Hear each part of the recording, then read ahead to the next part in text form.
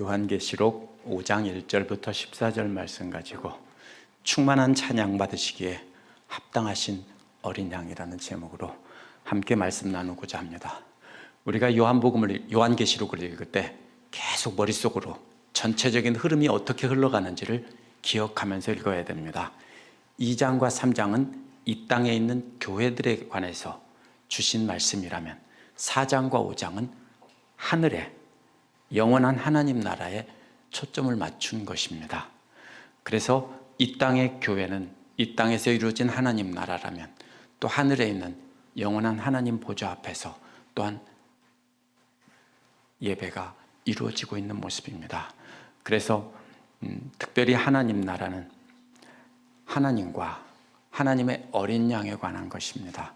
그래서 바로 앞에 4장은 보좌에 앉아 계신 하나님께 드리는 찬양이었습니다. 이제 5장은 보좌 곁에 계시는 어린 양께 드리는 장엄한 찬양입니다.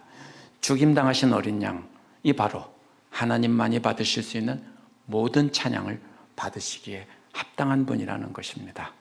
죽임당하신 그분이 자신의 피로 세계 만국 모든 사람 중에서 우리를 사셔서 존귀한 왕국과 제사장들을 삼아주셨다는 것입니다. 그래서 하나님 앞에 우리를 들이셨다는 겁니다. 이 말씀 보면서 우리는 어떻게 주님을 찬양하며 영광 돌리는 삶을 살지 생각해 보도록 하겠습니다.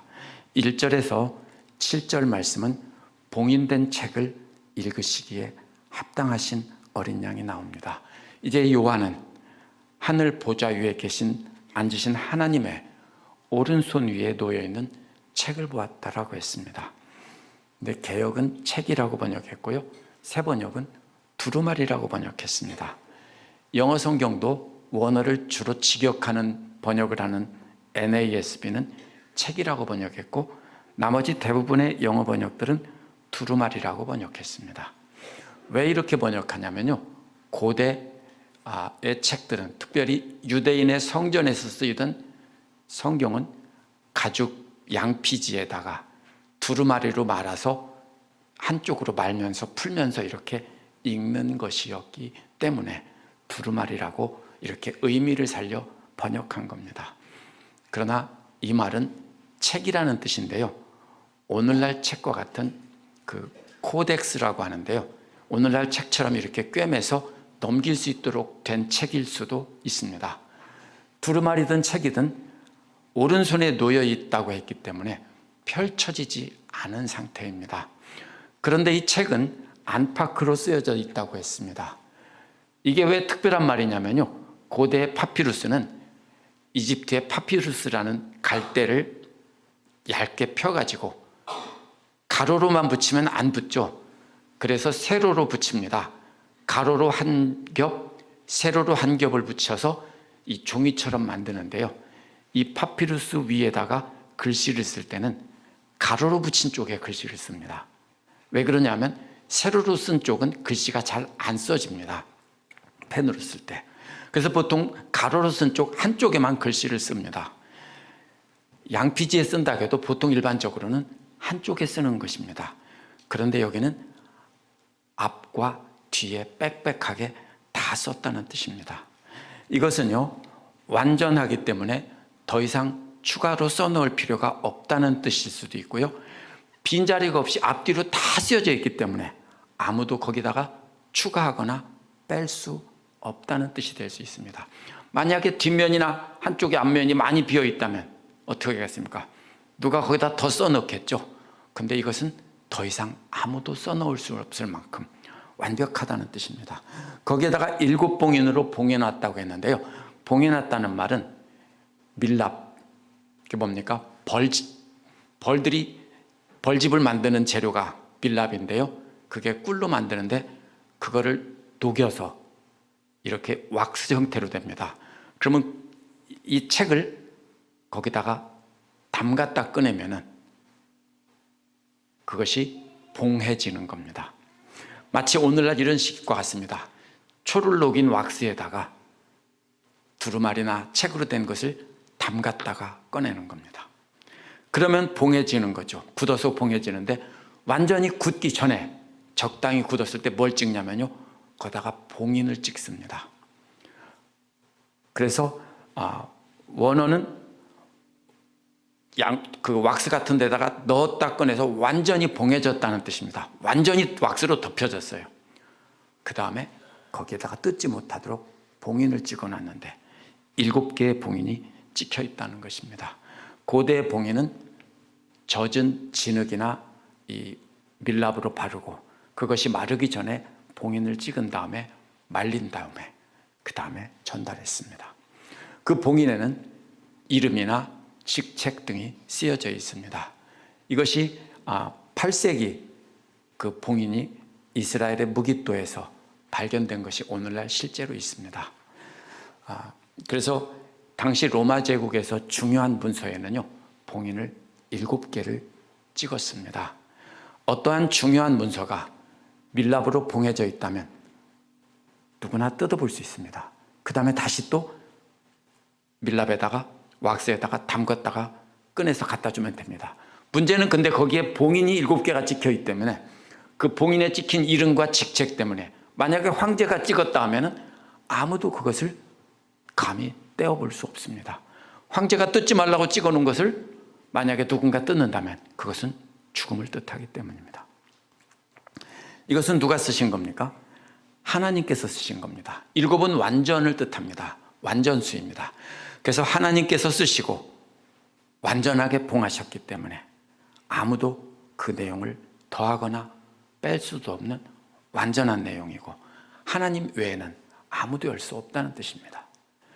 결국 앞뒤로 썼다는 말이나 봉인을 했다는 말은 결국 다 같은 뜻을 의미하고 있습니다. 하나님께서 완전히 쓰셨고 완전히 봉해졌으므로 아무도 감히 그것을 뜯어볼 자가 없다는 겁니다. 이렇게 요한이 본 것을 2절에서는 큰 소리로 한 천사가 큰 소리로 선포합니다. 그런데 요한은 힘센 천사라고 했습니다. 힘센 천사니까 목소리가 아주 큰 천사입니다. 목소리가 아주 큰 천사가 선포를 하는데요, 이 말이 10장 1절에도 나오고 18장 21절에도 나옵니다. 근데 이 천사의 목소리가 얼마나 큰지 하늘의 경계 끝과 땅의 경계 끝과 땅 아래의 경계 끝까지 뚫고 단번에 다 전달된다는 뜻입니다. 엄청나게 큰 소리로 온 세상, 하늘과 땅 아래는 죽은 자들의 세계, 이런 것을 뜻합니다. 그 내용이 무엇입니까? 누가 책을 펴고 그 봉인을 떼기에 합당한가라고 묻는 것입니다. 이것은 온 우주에 다 선포된 것이기 때문에 온 우주에 아무도 없다는 뜻입니다. 혹시 하나님께서 완벽하게 쓰시고 완벽하게 봉인했기 때문에 하나님 말고 뜯을 자격이 있는 사람이 있다면 어디 나와봐라, 이런 뜻입니다. 누가 봉인을 떼기에 합당한 자가 어디 있는지 찾는 소리가 아니라 이것은 어디에도 이 봉인을 뜯을 자격이 있는 사람은 온 우주에 아무도 없다, 이런 뜻입니다.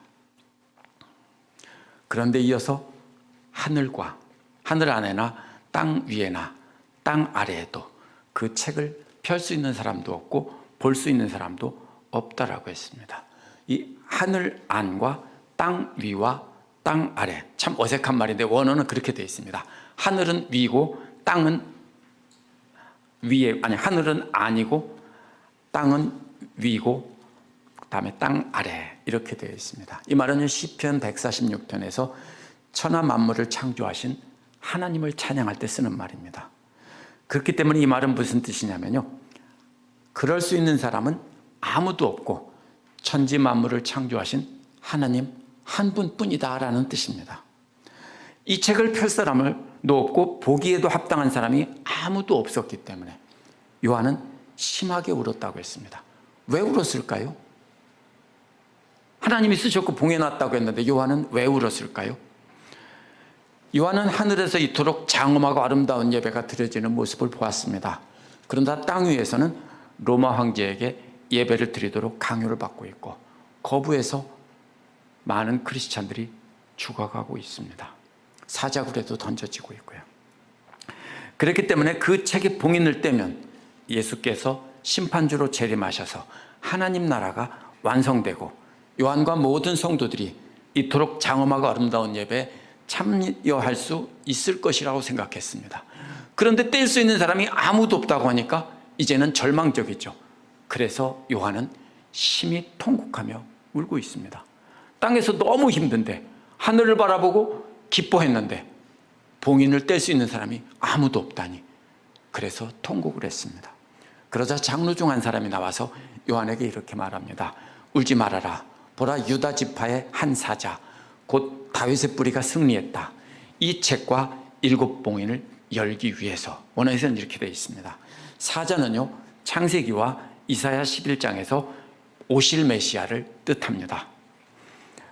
메시아가 유다 지파에서 나올 것이라고 했기 때문에 천사는 이렇게 말한 것입니다.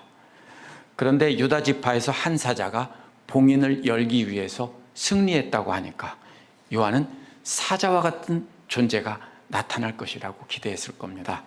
유대인들은 사자와도 같은 강력한 정치적, 군사적 지도자가 나타날 것을 기대했습니다. 그래서 온 세상을 점령하고 정복하고 자신들을 구해줄 것이라고 기대를 했습니다. 그런데 요한이 보니까 보좌와 네 생물 사이에, 또 장로들 사이에 어린 양이 있는 것을 보았다고 했습니다. 사이에라는 말은요, 원어에서 가운데라는 뜻입니다. 그래서 이 말이요, 참 해석하기 어려운 말입니다. 도대체 어린 양이 어디 있었냐는 겁니다.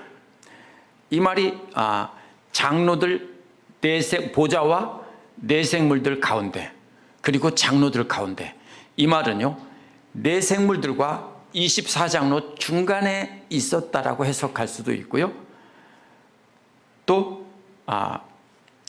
보좌를 중심으로 네 생물이 있고 24장로가 있는데 그 동심원의 중심에 어린 양이 있었다라고 볼 수도 있습니다. 근데 대부분은 그 중심에 어린 양이 있었다라고 봅니다. 중심에 뭐가 있습니까? 보좌가 있습니다. 그런데 대부분은 보좌에 어린 양이 앉아 있는 것이 아니라 보좌 곁에 어린 양이 있었다라고 봅니다. 왜 그런지 그 다음에 보면 나옵니다. 천사의 말을 들은 요한의 기대는 싸움에서 이긴 사자였습니다. 다윗과 같은 강력한 왕이 와서 주변 나라를 모두 정복할 사자와 같은 메시아였습니다. 근데 요한이 보니까 볼품없는 어린 양 한 마리가 서 있었습니다. 그런데 그 어린 양은 서 있었다고 했는데요, 완벽하게 서 있었다, 이 말입니다.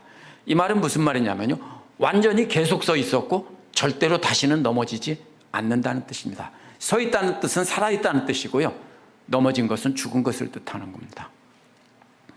그런데 완전히 죽임당한 것 같은 양이 완전하게 서 있다는 것입니다. 그렇기 때문에 어린 양은 이미 완전하게 죽임을 당한 예수 그리스도를 뜻하고요, 그분이 완전하게 부활해서 지금은 영원히 서 계신 분이라는 뜻입니다. 그래서 그리스도의 희생적 죽음과 부활의 그 유익이 지금까지 계속되고 있다는 뜻입니다. 그 양은 7뿔과 7눈이 있다고 했습니다. 뿔은 힘의 상징이고요, 눈은 모든 것을 다 본다는 지식의 상징입니다. 그래서 아무도 저항할 수 없는 최고의 힘과 완벽한 지식을 갖고 있다는 뜻입니다. 그래서 그 7눈으로 온 땅 안에 있는 보내심을 받은 7눈은 하나님의 7영이라고 말합니다. 최고의 힘과 최고의 지식을 가진 어린 양께서 성령을 이 땅에 보내셨다는 겁니다. 그 성령이 바로 어린 양과 같은 존재라는 뜻입니다. 그래서 어린 양이신 예수께서 이 땅에 오셨을 때도 성령의 지혜와 능력으로 이기셨습니다.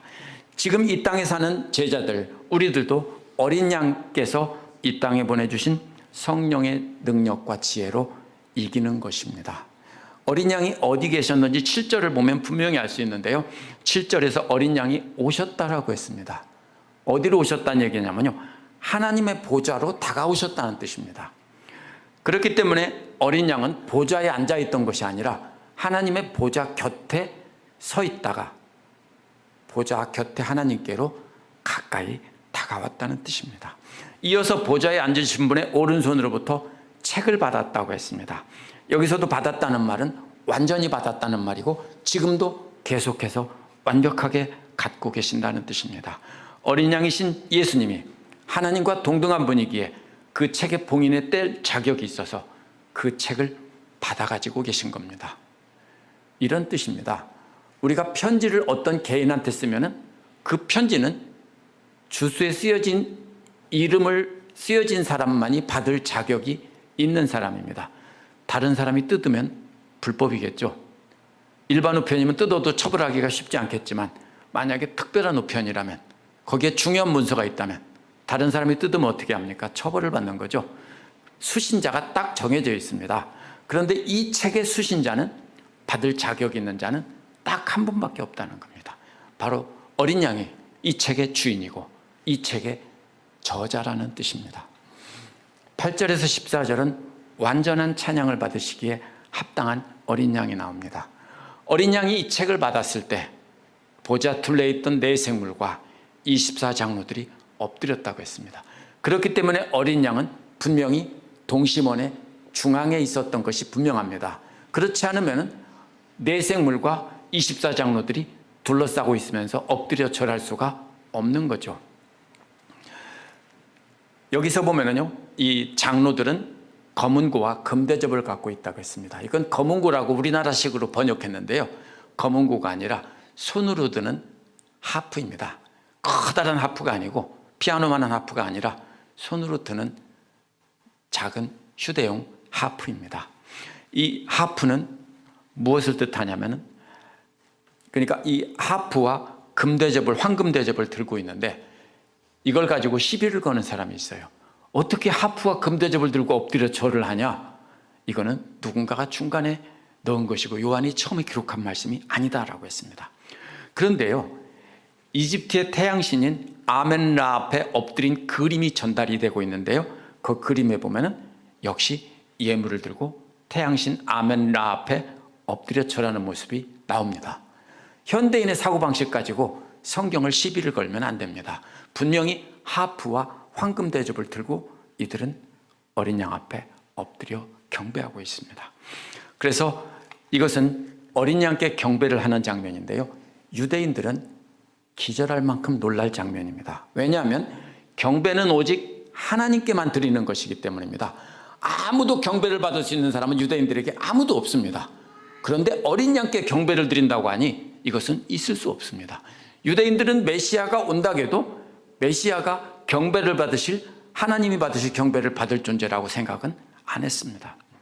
그런데 요한은 분명히 하나님께 드리는 경배를 어린 양께 드리고 있는 장면을 보고 있습니다. 하프는 찬양으로 경배를 드리는 것이고요, 황금 대접 안에는요 향이 가득하다고 했는데, 향은 거룩한 자들의, 성도들의 기도라고 그랬죠. 이 한글 성경에서 성도라고 번역한 말은 영어로는 saints라고 번역하는데 이것은 거룩한 사람들이라는 뜻이지, 오늘날 우리가 말하는 장로, 권사, 집사 같은 직분이 없는 사람들을 성도라고 부르는 말이 아닙니다. 만약에 요한계시록에서 교회 회원을 뜻하는 모든 믿는 자를 부를 때는 뭐라고 했냐면요, 형제들이라고 불렀습니다. 그러니까 이것은 거룩한 자들이라는 뜻입니다. 또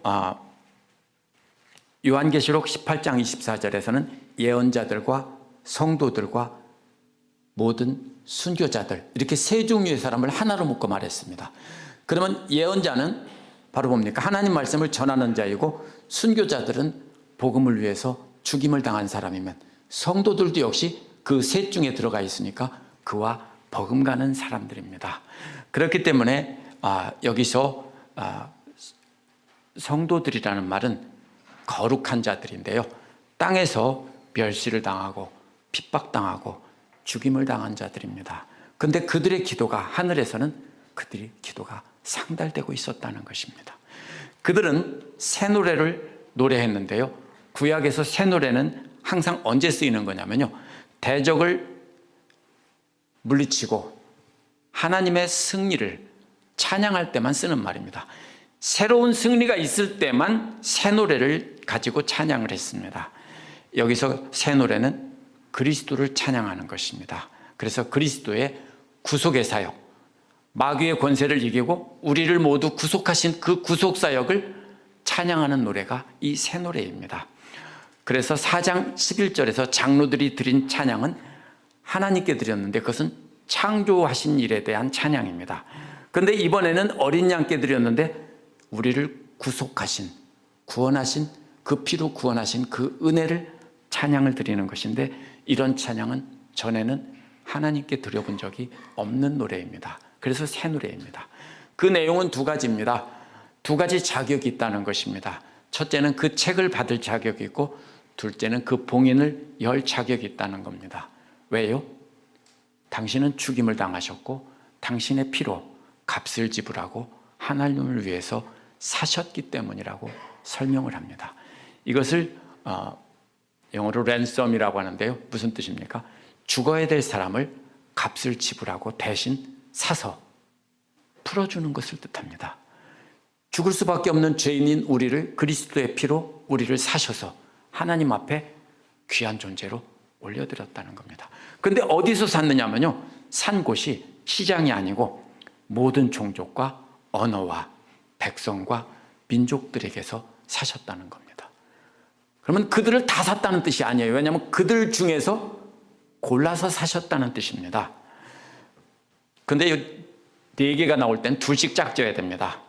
종족과 언어는 한 쌍을 이룹니다. 종족이란 뭐냐면요, 혈통이 같은 무리들이고요, 언어란 언어 자체를 말하는 게 아니라 같은 언어를 쓰는 사람들입니다. 그래서 혈통이 같은 사람들과 언어가 같은 사람들, 이 뜻입니다. 또 백성이라는 말의 본래 어원은요, 전쟁 때 수많은 군대들이 모여있는 것을 뜻합니다. 무리를 뜻해요.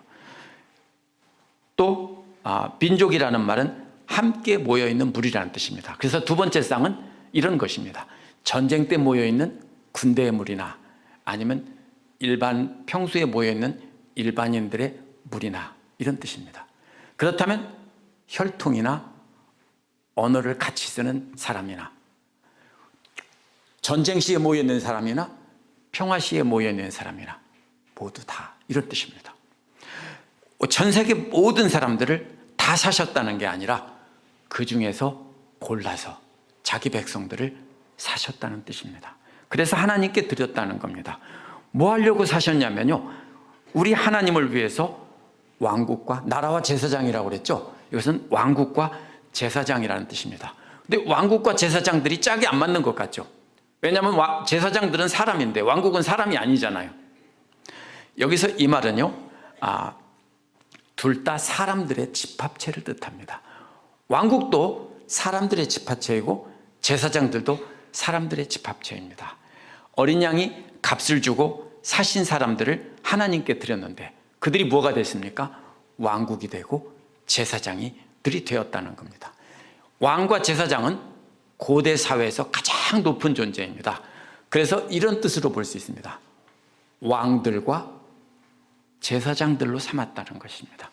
땅에서는 죽임당하고 핍박당하고 멸시받던 존재이지만 예수께서 우리를 사셔서 하나님께 드렸는데 하나님께서는 우리를 왕들과 제사장들로 가장 존귀한 존재로 삼아주셨다는 겁니다.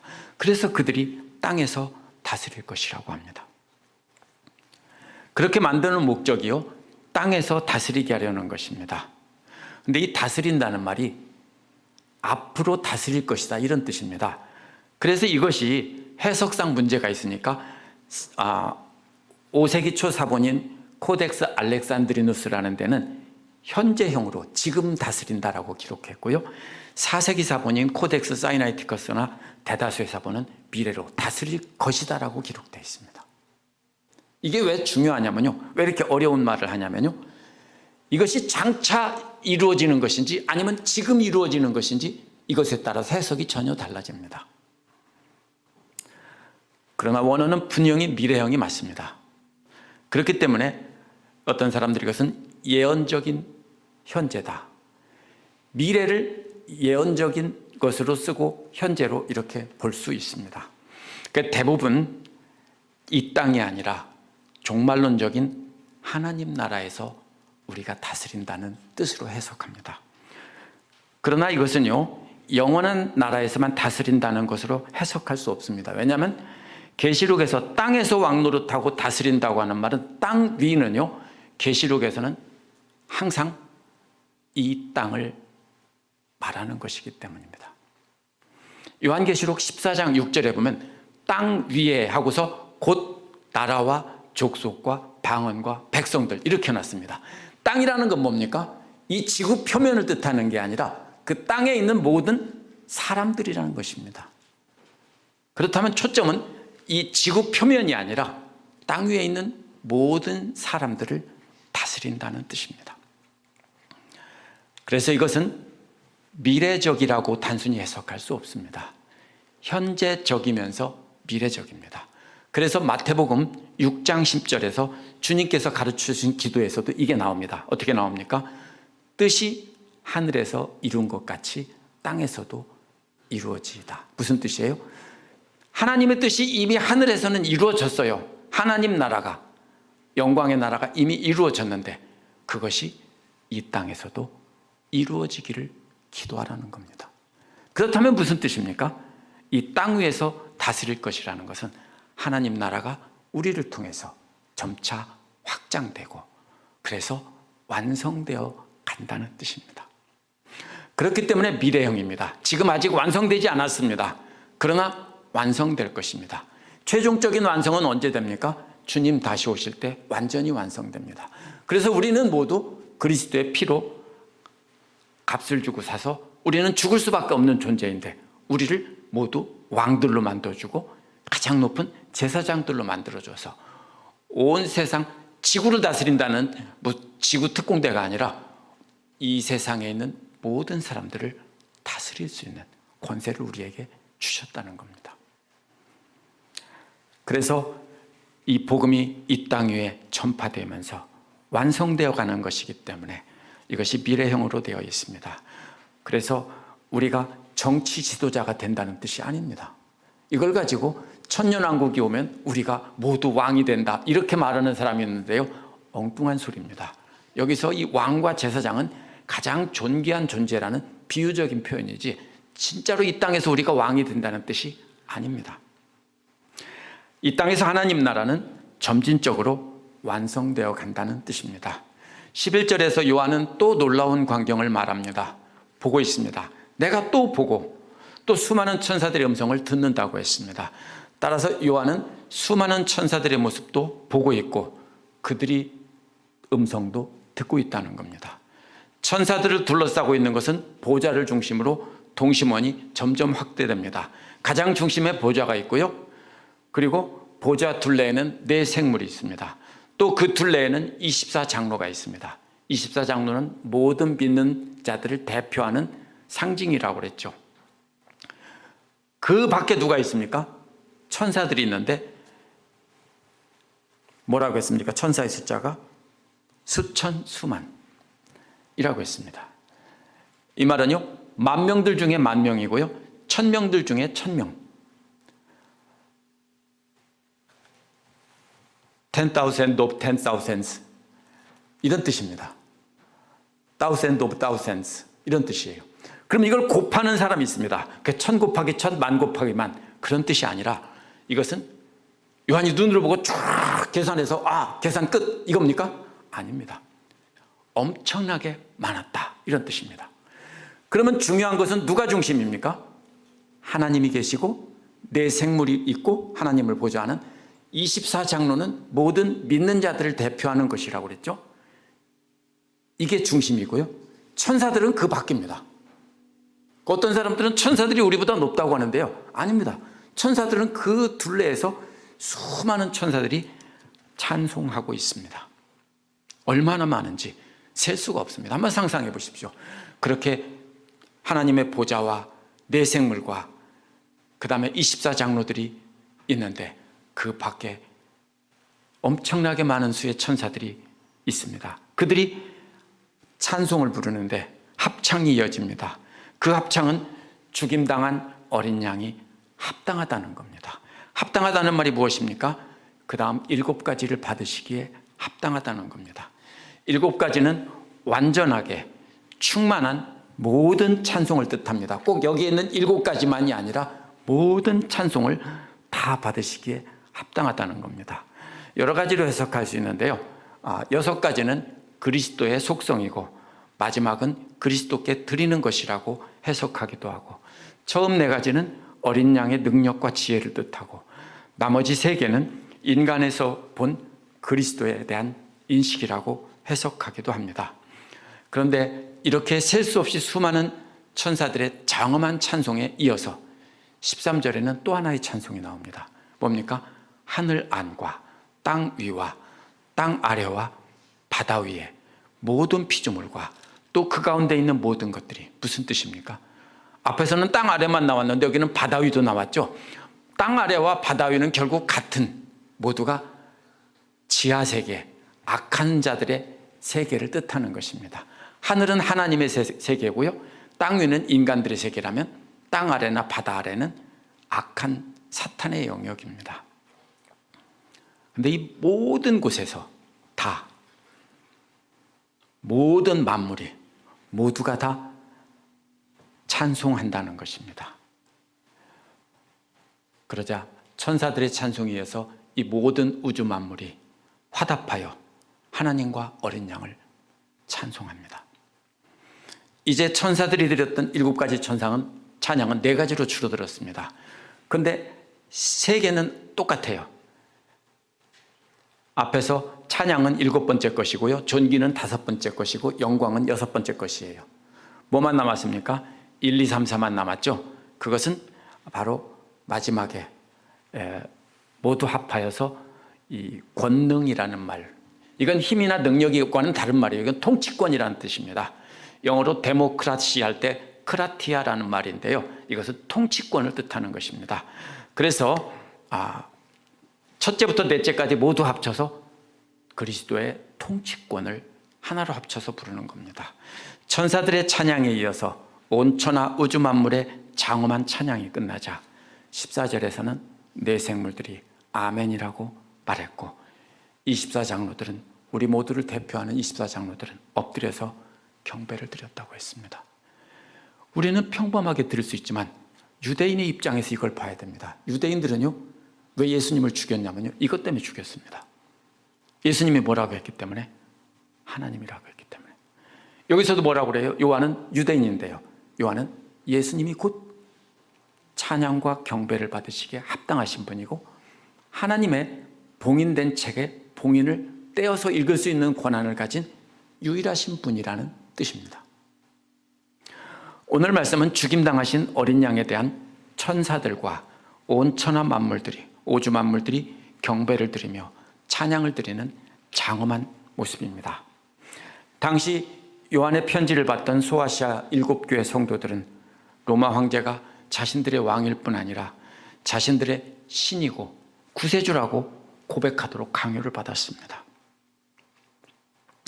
로마 황제는 정치적인 왕을 넘어서 하나님의 행세까지 하고 있었습니다. 그러나 그렇게 핍박받고 죽어가던 7교회 성도들을 뭐라고 합니까?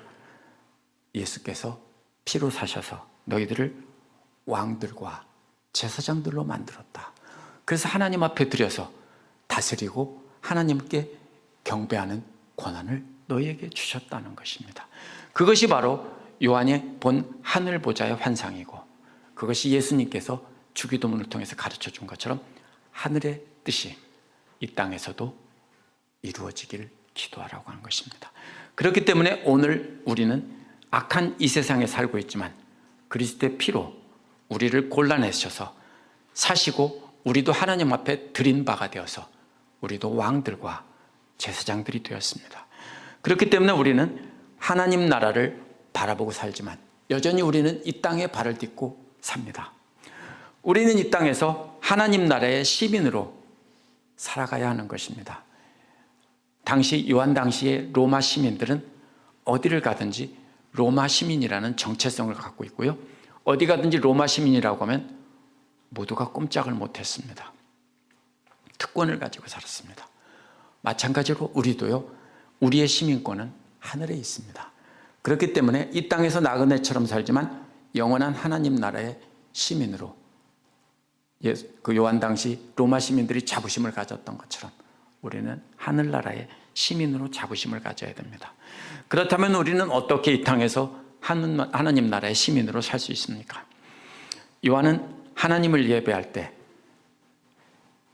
하나님께서 이 놀라운 경험을 하게 해주셨고 그로 인해서 핍박을 견딜 힘을 주셨습니다. 그렇죠. 우리가 특별한 소망을 보면 어려운 상태를 참고 견딜 수 있습니다. 그러므로 우리도 함께 모여서 하나님과 어린 양 예수 그리스도를 예배해야 됩니다. 교회가 왜 존재하냐면 예배하기 위해서 존재합니다. 또 교회를 떠나 일상의 삶을 살면서도 삶의 순간순간마다 예배자의 삶을 살아야 됩니다.